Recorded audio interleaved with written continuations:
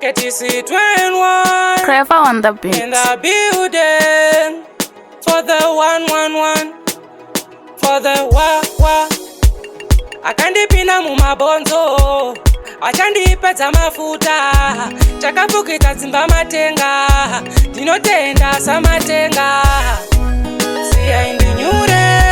murudo naye ndinyure musandinyurure tambirai henyu kure siyai ndinyure murudo naye ndinyure musandinyurure tambirai henyu kure angave anomwa doro akaoma musoro ndinomuda kadaro ari ndakapinda nemoyo ndinomira nemunhu wangu handidi naye hangu ichoisi yangu ndakatomusarudza hangu siyai ndinyure murudo naye ndinyure musandinyurure tambirai henyu kure siyai ndinyure murudo naye ndinyure musandinyurure tambirai henyu kure hanzi uchachema musoro wako uchatema usavimbe naye haasi munhu kwaye manje ini I don't care kutaura fe ini I don't care handisi munhu kwayewo siyai ndinyure murudo naye ndinyure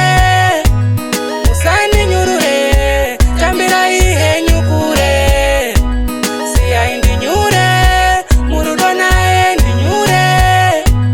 musandinyurure tambirai henyu kure angave anomwa doro akaoma musoro ndinomuda kadaro ari ndakapinda nemoyo ndinomira nemunhu wangu handidi naye hangu ichoisi yangu ndakatomusarudza hangu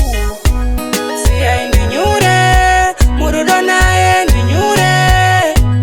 musandinyurure tambirai henyu kure siyai ndinyure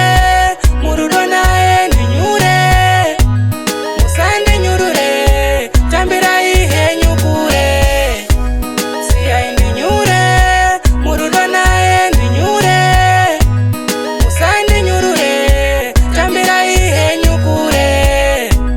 siyai ndinyure murudo naye ndinyure musandinyurure tambirai henyu kure